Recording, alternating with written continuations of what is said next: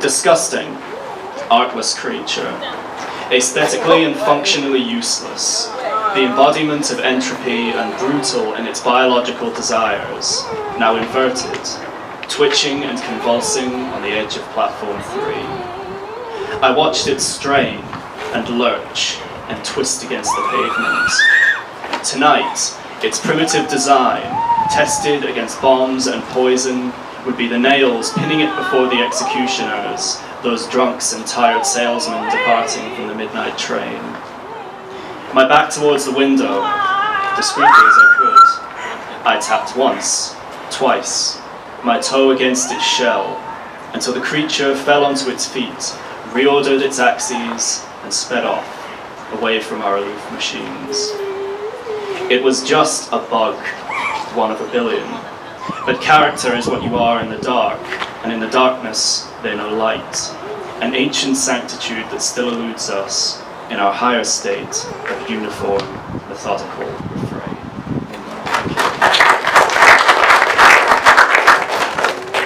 So this next poem here is about someone who I used to work with, who was hired for very cynical reasons, which you've probably come across. So this is One-Eyed Watchman. Simon with the ponytail heard he fell foul of a parachute dive. Daisy with the freckles heard he lost it in the Falklands. He gets around just fine. It might even add character. He's very boring, actually. He collects expired train tickets and wonders why his family will not return his calls. No one doubts his capability. He lives beside his monitors, keeping a close eye on things, or at least most of the things. The odd one might slip through, but surely no one misbehaves. The thieves would just feel guilty if they lacked a proper challenge. He was there for the inspection, and he knew better than to ask about the photographs they took. When his face miraculously sprung up in the local papers, 3 weeks down the line, he saw himself, another man, a flicker on his Twitter feed. One-Eyed Watchman doesn't let his disability define him. Thank you. Shortish one, Mark, if it's possible. Yeah, that's all right. I'll try and get through this one as quickly as possible. No, don't rush. This last poem is about a funeral, actually. A funeral that did not go the way I expected it to. This is The Fine Day. It was a picture from a movie when Christopher went up in flames. All his closest friends were there, though neither were on time, and his pension money paid for the most simple service possible. Coffin closed in Putney Vale, riding on a spark. 3 months he'd waited, steady as a hornet, silent as a pyroclastic dome.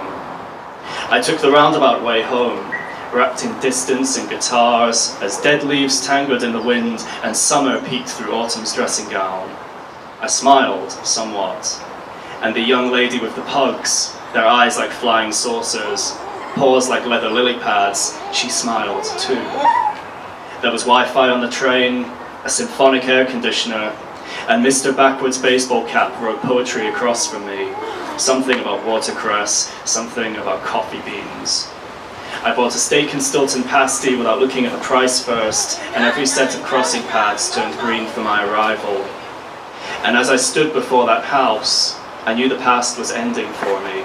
A quarter orbital rotation settled, done, splintered in a heartbeat, in an echo, in a cheapo immolation. After Dad went up in flames, I called him Dad again, and everything was fine.